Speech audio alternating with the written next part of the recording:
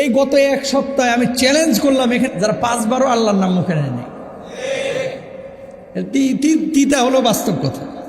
আপনি আমরা যাই বলেন না কেন, আর 5 ওয়াক্ত নামাজ তো সবাই পড়ে না, আমি জানি সবাই পড়ে না, কিন্তু 5টা বার আল্লাহর নামটাও মুখে উচ্চারণ করে নাই, কিন্তু গান শুনছে না হলো 500, কানে বল্টু লাগায়া মুমতাজের গান, রুনা লাইলার গান, ওরে বাবা রে বাবা।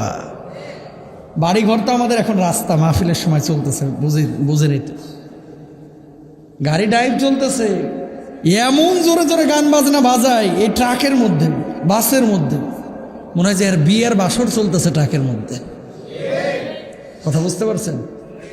অথচ আমার নবী কি বলেছেন, যখন তুমি জলযানে চড়বা, যখন তুমি বাসে চড়বা, যখন তুমি গাড়িতে চড়বা, যখন তুমি কোনো জায়গায় সফর করবা, আল্লাহর বেশি বেশি স্মরণ করো। দোয়াও শিখিয়ে দিয়েছেন, বিসমিল্লাহি মাজরেহা ওয়া মুরসাহা ইন্না রাব্বি লাগফুরুর রাহিম।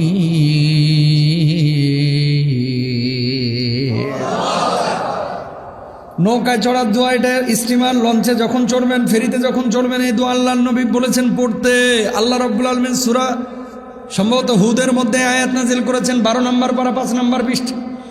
আল্লাহ তাআলা বলেছেন এই দোয়াটা করার জন্য, এই দোয়াটা পড়ার জন্য লঞ্চে, স্টিমারে, জাহাজে। আর যখন বাসে চড়বেন তখন কি দোয়া পড়বেন? সুবহানাল্লাযী সাখখারা লানা হাযা ওয়া মা কুন্না লাহু মুকরিনীন।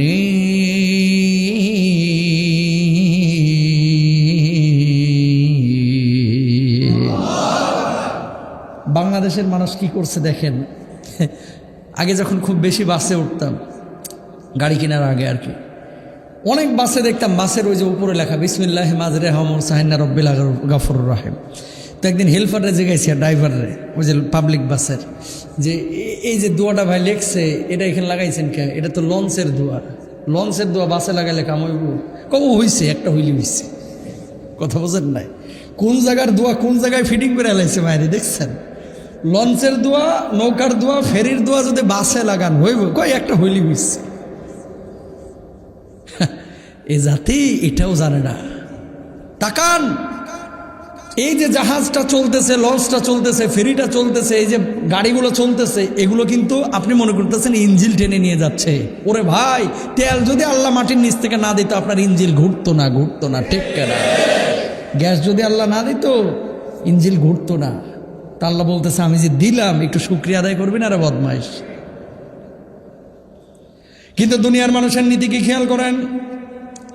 وجرين بهم بريح طيبة وفرحوا بها جاءتها ريح عاصف وجاءهم الموج من كل مكان।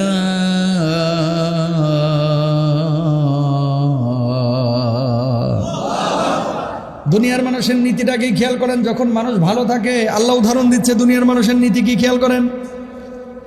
জলযানে যখন চড়ে, নৌকায় চড়ে, স্টিমারে চড়ে, ফেরিতে চড়ে, জাহাজে চড়ে, তখন মানুষগুলো অত্যন্ত আনন্দ পায়। নৌকার মধ্যে যখন চড়ে মানুষ আনন্দ হয় না, খুশি হয়, এই ব্যথিত হয়, আনন্দিত হয়। জামার বোতাম খুলে দেওয়া, অনেকে দেখবেন নৌকার উপরে চড়ার পরে, ফেরির উপরে, স্টিমারের উপরে বাতাস বুকের মধ্যে লাগে, আর ওইদিকে মুখের মধ্যে মুমতাজের গান ছাড়ে, আছে না? এত খুশি, রোমান্সের ফিলিংস, রোমাঞ্চকর অনুভূতি। আহারে দোস্ত, এ সময় যদি আমার জিএফটা পাশে থাকতো তাহলে খারাপ হতো না। বোঝেন নাই কথা? গার্লফ্রেন্ডটা পাশে থাকলে খারাপ হইতো না, অন্যরকম অনুভূতি। এরকম জালেম আছে না নাই? জোরে বলেন। ওই জায়গায় বসে বসে সিনেমা দেখে, নাটক দেখে, আর এখন তো হাতে মোবাইল, গোটা দুনিয়া দেখে, বল্টু কানের মধ্যে দিয়ে নাটক দেখে, সিনেমা দেখে, সব দেখে। একটা বার খেয়াল করে না যে এই যে সাগরটা পাড়ি দিচ্ছি, নৌকাটা যে চলতেছে, লঞ্চটা যে চলতেছে, এত বড় ফেরিটা চলতেছে, এটা চালাচ্ছে কে? মাথায় কি আছে যে একবার যদি এই নৌকাটা ডুবে যায়, ফেরিটা ডুবে যায়, লঞ্চটা ডুবে যায়, আমার কি অবস্থা হবে? নাই। আল্লাহ ওই কথাই বলতেছে, বিরিহিং তয়্যিবাতি ওয়া ফারিহু বিহা। যখন নৌকা, স্টিমারে, জাহাজে চড়ে, চলে, মানুষ খুব খুশি হয়। কতক্ষণ? ওয়াজাহুমুল মাউত, যতক্ষণ পর্যন্ত বড় ঢেউ ধাক্কা না মারে ততক্ষণ। কথা কয় এটা? কতক্ষণ? যতক্ষণ বড় ঢেউ ধাক্কা না।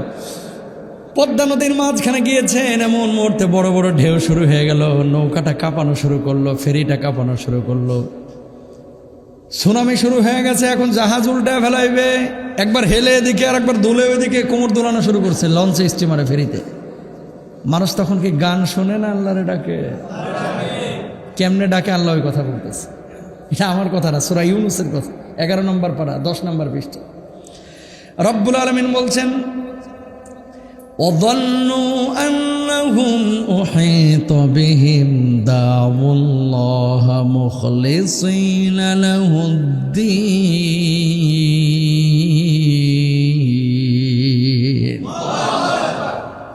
যখন জাহাজটা ডুবতে লাগে, হেলাধুলা শুরু করে, তখন আল্লাহ রাব্বুল আলামিন ডাকে আর বলে কি, লা ইন আনজাইতানা মিন হাদিহি, আল্লাহ যদি এই বিপদ থেকে তুমি আমার উদ্ধার করো, লানাকুনান্না মিনাশ শাকিরিন, সারা জীবন তোমার কৃতজ্ঞতা স্বীকার করব, নামাজ পড়ব, রোজা করব, হজ করব, যাকাত দেব, কোনোদিন তোমার বিপক্ষে অবস্থান নেব না, কোনোদিন আলেমদের বিপক্ষে অবস্থান নেব না, কোনোদিন জালেমদের পক্ষ অবলম্বন করব না, কোনোদিন মাজলুমের বিপক্ষে দাঁড়াবো না। আল্লাহর এরকম বলে মুখলিসিন লাহুদ্দিন, নিষ্ঠার সাথে আল্লাহরে ডাকে। আল্লাহ কোনো মতে বাঁচায়, এবার উপকূলে ভিড়ায় দাও। আল্লাহ ছোটো ছোটো বাচ্চা আছে, গেদারা আছে বাড়ির ভিতরে, এই বাচ্চাগুলোরে দেখবো, কেটা বউ রেখে দেখবো, যত ধরনের আত্মসমর্পণ বদমাইশ সব করে। কথা কন ঠিক কেনা? তো এখন বড় ঢেউ আসলো, আগে কেন মনে করলা না? আগে কিনলে কে মুমতাজের গান শুনলা? আগে কেন সিনেমা দেখলা? এখন ঢেউ মারতেছে, ভয় পেয়ে গেছে। আল্লাহ কি বলতেছে খেয়াল করেন। রব্বুল আলামিন বলছেন, ফালাম্মা আনজাহুম ইযা হুম ইয়াবগুনা ফিল আরদি বিগাইরিল হক। বলুন আল্লাহু আকবার। আল্লাহ রাব্বুল আলামিন বললেন, ওই বিপদ আপদের মুহূর্ত থেকে আমি আল্লাহ রাব্বুল আলামিন ওই মানুষটাকে যখন উদ্ধার করলাম, উপকূলে যখন ভিড়ায় দিলাম, সঙ্গে সঙ্গে ওই মানুষটা আল্লাহর সাথে গাদ্দারি করে, বেঈমানি করে, ধন্যবাদ দেয় ওই ড্রাইভার রে, নাবিক রে, যে এত বড় অভিজ্ঞ ড্রাইভার ছাড়া আজকে বাঁচতে পারতাম না। ঠিক কিনা? যারা বুঝার এরা বুঝতেছেন কিন্তু কি বলতে যাচ্ছে, আয়াত পড়ে পড়ে বলতেছে।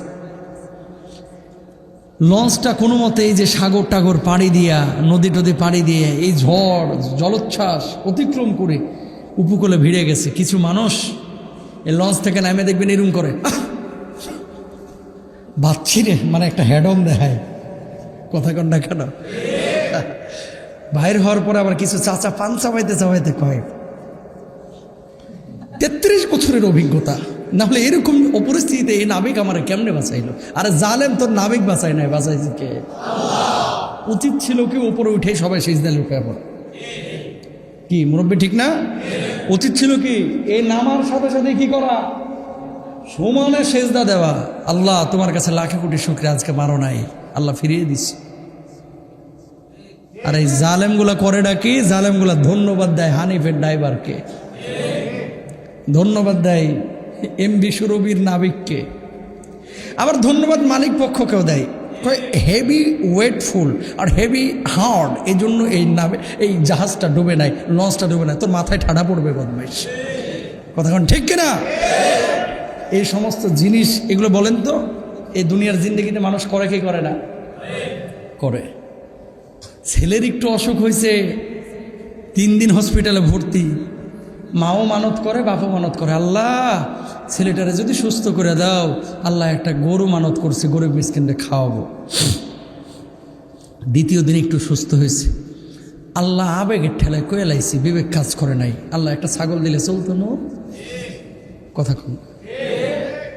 পরের দিন আরেকটু সুস্থ হয়েছে, আল্লাহ এমনি সুদে কিস্তি নিয়ে যে বিপদে আছি, আমরা এই ছাগলটা এখন কোথায় কিনবো? 21,000 টাকা। আল্লাহ একটা মোরগ দিই। এবারটা তোর ছাগল আর মোরগের লাগে আল্লাহ বয়ে রয়েছে। তুই যে প্রথমে করলি এটা তোর উপরে ওয়াজিব হয়ে গেছে। ছেলে মেয়ে যদি সুস্থ হয়, এই মানত পূরণ করাটা কি? জোরে বলেন কি? তো পারবা না তো করতে গেলে তোমার দরকারই ছিল না। ঠিক কিনা? যেটা পারবেন না সেটা করবেন না। আকাম কুকাম সব কিছু করবে, আর আল্লাহ বিপদ দিলে, শাস্তি দিলে, আল্লাহ তুমি কি আমার ছাড়া আর কাউরে দেও না? সব বিপদ কেন আমারে দিতে হবে? নাউজুবিল্লাহ বলেন। তো বিপদ দিবে না কেন? এর লেগেই তো আল্লাহ দেয়। তাহলে এখান থেকে কি মেসেজ? সুখে ডাকবো কাকে, দুঃখে ডাকবো কাকে?